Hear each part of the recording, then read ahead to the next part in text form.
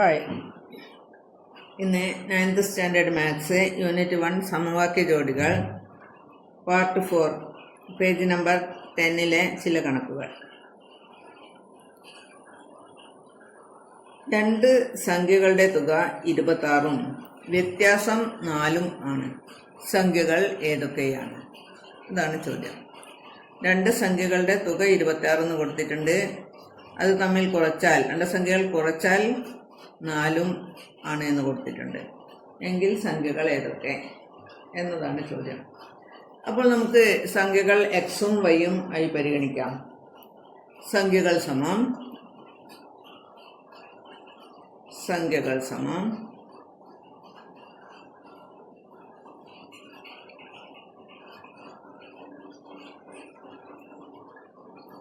X Y ആയാൽ, സംഖ്യകൾ X വൈയും ആയാൽ അതിൻ്റെ തുക 26 ആണ്. അതായത് എക്സിനോട് വൈ കൂട്ടിയാൽ 26. എക്സ് കൂട്ടണം വൈ, എക്സ് കൂട്ടണം വൈ സമം 26 ആണ്. ഇത് നമുക്ക് ഒന്നാമത്തെ സമവാക്യമായിട്ട് കരുതാം.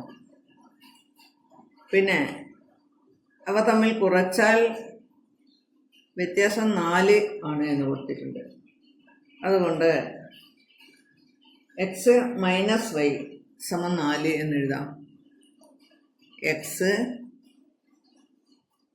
മൈനസ് വൈ, എക്സ് കുറയ്ക്കണം വൈ സമം 4. ഇത് രണ്ടാമത്തെ സമവാക്യമായി എടുക്കാം. ഇനി നമുക്ക് ഒന്നാമത്തെ ഇക്വേഷനോട് രണ്ടാമത്തെ ഇക്വേഷൻ കൂട്ടി നോക്കാം. നമ്മുടെ ആവശ്യം ഇതിലെ ഏതെങ്കിലും രണ്ട് ചരങ്ങളുള്ളതിലെ ഒന്നിനെ നമുക്ക് ഇല്ലാതെയാക്കാൻ വേണ്ടിയാണ് നമ്മൾ കൂട്ടുന്നത്. അതായത് 1 പ്ലസ് ഇക്വേഷൻ 1 പ്ലസ് 2, ഇക്വേഷൻ 1 കൂട്ടണം 2. ഇക്വേഷൻ 1ഉം 2ഉം കൂട്ടി നോക്കാം. അപ്പോൾ ഇക്വേഷൻ 1 കൂടെ എടുത്തെഴുതാണ്. എക്സ് കൂട്ടണം വൈ സമം 26. ഇതാണ് ഇക്വേഷൻ 1. അതിനോട് എന്ത് കൂട്ടണം? എക്സ് മൈനസ് വൈ സമം 4. ഇത് കൂട്ടിയെടുക്കുമ്പോൾ ഇവിടെ പ്ലസും മൈനസും വന്നതുകൊണ്ട് ഇവിടെ വൈ പ്ലസ് വൈ ആണ്, ഇവിടെ മൈനസ് വൈ ആണ്. ഇത് രണ്ടും കൂട്ടുമ്പോൾ പ്ലസും മൈനസും വരുമ്പോൾ ഇത് 0 ആവും. അപ്പോൾ നമുക്ക് എന്തെഴുതാം? കൂട്ടിയാൽ എക്സും കൂട്ടിയാൽ എക്സും കൂട്ടുമ്പോൾ 2x ആണ്. 2x കൂട്ടണം ഇവിടെ എക്സ് പ്ലസ് വൈയും മൈനസ് വൈയും വരുമ്പോൾ 0. അതായത് വ്യത്യസ്ത ചിഹ്നങ്ങൾ കൂട്ടുമ്പോൾ നമുക്ക് 0 കിട്ടുന്നു, 0 കിട്ടുന്നു. സമം 26 4 30. അപ്പോൾ 2x കൂട്ടണം 0 സമം 30 എന്ന് പറഞ്ഞാൽ 2x സമം 30 എന്ന് തന്നെയാണ് അർത്ഥം. 2x സമം 30 എന്ന് എഴുതാം. ഇതിൽ നിന്ന് നമുക്ക് എക്സിൻ്റെ വില കണ്ടുപിടിക്കാം. എക്സ് സമം 30/2 സമം 15. എക്സ് സമം 15 എന്ന് കിട്ടി. എക്സ് സമം 15.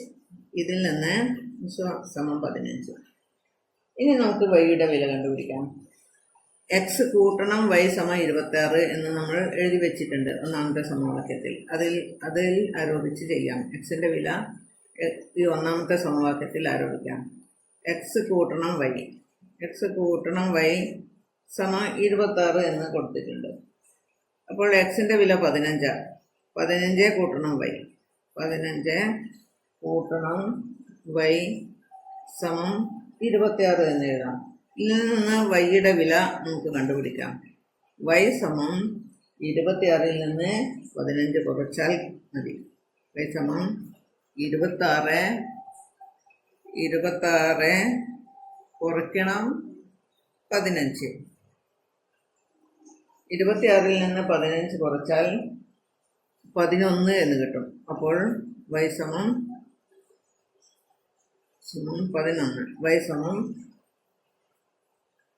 11. അപ്പോൾ സംഖ്യകൾ ഏതെല്ലാണ്?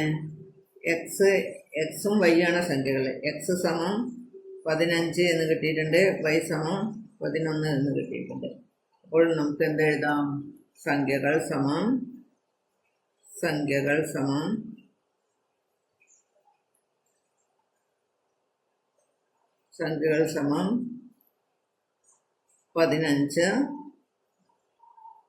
11. അതായത് രണ്ട് സംഖ്യകളുടെ തുക 26.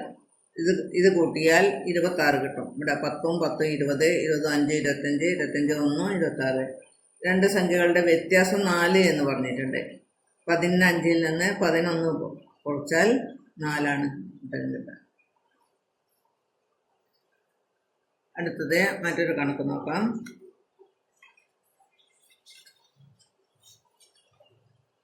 ഒരു ചതുരത്തിന്റെ ചുറ്റളവ് 40 സെന്റിമീറ്റർ. ഒരു ചതുരത്തിന്റെ ചുറ്റളവ് 40 സെന്റിമീറ്റർ എന്ന് കൊടുത്തിട്ടുണ്ട്. അപ്പോൾ നമുക്ക് ഒരു ചതുരം വരയ്ക്കാം. ഒരു ചതുരത്തിന്റെ ചുറ്റളവാണ് 40 സെന്റിമീറ്റർ. ചുറ്റളവ് എന്ന് പറഞ്ഞാൽ ഈ 4 വശവും കൂട്ടിയാൽ കിട്ടുന്ന, ഈ 4 വശത്തിന്റെയും നീളം കൂട്ടിയാൽ കിട്ടുന്നതാണ് ചുറ്റളവ്. ഒരു വശം മറ്റേ വശത്തെ 8 കൂടുതലാണ് എന്ന് പറയുന്നത്. അതായത് കൂടുതൽ ഒരു വശം മറ്റേ വശത്തേക്കാൾ 8 സെന്റിമീറ്റർ കൂടുതൽ. അതായത് ഈ നീളമായി കൂടുതലാവുക. ഇത് വീതിയേക്കാൾ 8 സെന്റിമീറ്റർ കൂടുതലാണ് നീളം എന്നാണ് പറഞ്ഞിരിക്കുന്നത്. വശങ്ങളുടെ നീളം കാണുക. അപ്പോൾ ഒരു ചതുരത്തിന്റെ ചുറ്റളവ് കാണാനുള്ള സൂത്രവാക്യം നമ്മൾ പഠിച്ചിട്ടുണ്ട്. ഈ 4 വശങ്ങളും കൂട്ടിയാല് ചുറ്റളവ് കിട്ടും. 4 വശങ്ങളും കൂട്ടുമ്പോൾ ഇവിടെ 2 ബ്രെഡ്ത്ത് വീതി 2 തുല്യമായിരിക്കും, നീളം 2 തുല്യമായിരിക്കും. അപ്പോൾ 2 ഗുണിക്കണം നീളം കൂട്ടണം വീതി എന്ന് എഴുതിയാൽ മതി അല്ലേ. 2 ഗുണിക്കണം നീളം കൂട്ടണം വീതി, ഇതാണ് ചുറ്റളവ്. 2 ഗുണിക്കണം നീളം കൂട്ടണം വീതി. നീളത്തിന് നമുക്ക് എൽ എന്ന അക്ഷരം കൊടുക്കാം. ലെങ്ത് എന്ന വാക്കിന്റെ എൽ എന്ന അക്ഷരം നീളത്തിന് കൊടുക്കാം. വീതിക്ക് എന്ത് കൊടുക്കാം? ബ്രെഡ്ത്ത് ബി എന്ന അക്ഷരം കൊടുക്കാം. അപ്പം 2 × 2 ഗുണിക്കണം എൽ പ്ലസ് ബി, ഇതാണ് ചതുരത്തിന്റെ ചുറ്റളവ്. 2 ഗുണിക്കണം എൽ പ്ലസ്. ഇനി നമുക്ക് കണക്ക് ചെയ്യാം. ചുറ്റളവ് സമം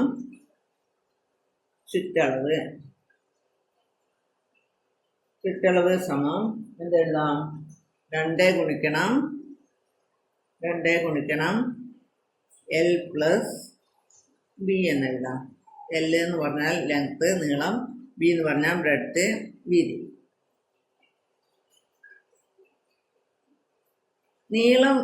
നീളം വീതിയേക്കാൾ 8 സെന്റിമീറ്റർ കൂടുതലാണ് എന്ന് പറഞ്ഞിട്ടുണ്ട്. അതായത് നീളം എൽ സമം വീതിയേക്കാൾ 8 സെന്റിമീറ്റർ കൂടുതൽ, വീതി ബി ആണ്. അപ്പോൾ എൽ സമം എന്തെഴുതാം? ബി കൂട്ടണം 8 എന്ന് എഴുതാം. അതായത് നീളം വീതിയേക്കാൾ 8 സെന്റിമീറ്റർ കൂടുതൽ. വീതിയോട് 8 സെന്റിമീറ്റർ കൂട്ടിയാലാണ് നീളം കിട്ടുക. അപ്പം നീളം നമുക്ക് ഇങ്ങനെ എഴുതാം. എൽ സമം ബി കൂട്ടണം 8 എന്ന് എഴുതാം. ഇനി ചുറ്റളവ് എന്താണ്? 2 ഗുണിക്കണം എൽ പ്ലസ് ബി ആണ്. അത് നമുക്ക് അവിടെ എഴുതാം. ചുറ്റളവിന് പകരം 2 ഗുണിക്കണം എൽ പ്ലസ് ബി എന്ന് എഴുതാം.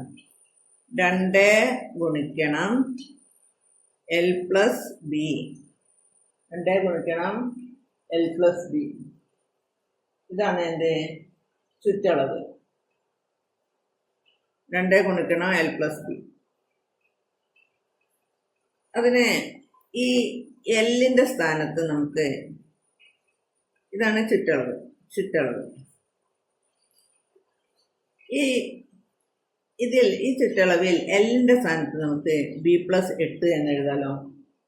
അപ്പോൾ നമുക്ക് ആ രീതിയിൽ എഴുതാം. 2 ഗുണിക്കണം എല്ലിന് പകരം ബി പ്ലസ് 8 കൊടുക്കാം. ബി കൂട്ടണം 8 2 കൂട്ടണം എല്ലിന് പകരം ബി പ്ലസ് 8. ഇനി എൽ പ്ലസ് ബി ഉണ്ട്. ബിക്ക് ബി എന്ന് തന്നെ കൊടുക്കാം. അതായത് 2 ഗുണിക്കണം ബി കൂട്ടണം 8, എല്ലിന് പകരം ബി കൂട്ടണം 8 എഴുതി, കൂട്ടണം ബി.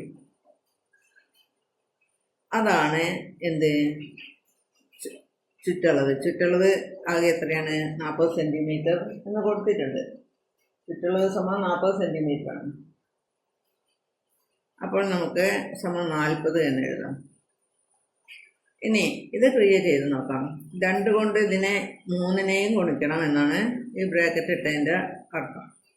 അപ്പോൾ 2നെ ബി കൊണ്ട് ഗുണിച്ചാൽ 2b കൂട്ടണം 2നെ 8 കൊണ്ട് ഗുണിച്ചാൽ 2 8 16 കൂട്ടണം 2നെ ബി കൊണ്ട് ഗുണിച്ചാൽ 2b സമം 40 എന്ന് എഴുതാം. ഇനി 2bയും 2bയും കൂട്ടിയാൽ ഒരേ ചരമുള്ളത് ഇവിടെ ബി ആണ്, ഇവിടെ ബി ആണ്. അപ്പോൾ 2bയും 2bയും കൂട്ടിയാൽ 4b എന്ന് കിട്ടും. 4b കൂട്ടണം 16 4b കൂട്ടണം 16 സമം 40 എന്ന് എഴുതാം. ഇതിൽ നിന്ന് നമുക്ക് 4b കണ്ടുപിടിക്കാം. 4b സമം 4b ആണ്, 46 എന്ന് വിചാരിച്ചു പോയത്. 4b സമം 40ൽ നിന്ന് 16 കുറയ്ക്കാം. 40 കുറയ്ക്കണം 16. 40ൽ നിന്ന് 16 കുറച്ചാൽ 24 ആണ്, സമം 24. അപ്പോൾ 4b സമം 24. നമുക്ക് വീണ്ടും ഒന്നും കൂടി എഴുതാം. 4b സമം 24. അതിൽ നിന്ന് ബി കണ്ടുപിടിക്കാലോ. ബി സമം 24/4. 24നെ 4 കൊണ്ട് ഹരിച്ചാൽ ബി കിട്ടും.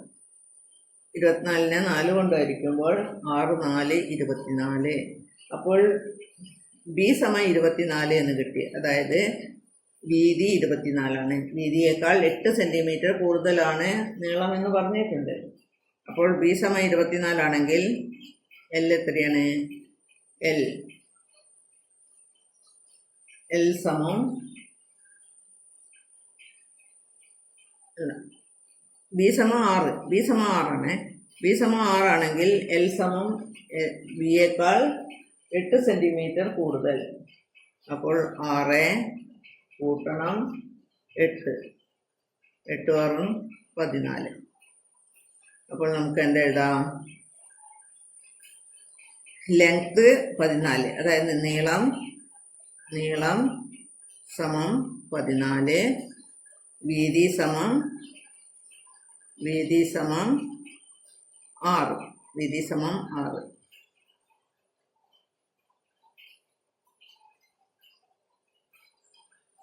അപ്പോൾ വീതിയേക്കാൾ 8 സെൻറ്റിമീറ്റർ കൂടുതലാണ് നീളം എന്നാണ് ചോദ്യത്തിൽ പറഞ്ഞിരിക്കുന്നത്.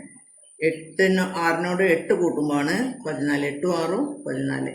അപ്പോൾ ഉത്തരം ശരിയാണ്. ബാക്കി ഭാഗം അടുത്ത ക്ലാസ്സിൽ.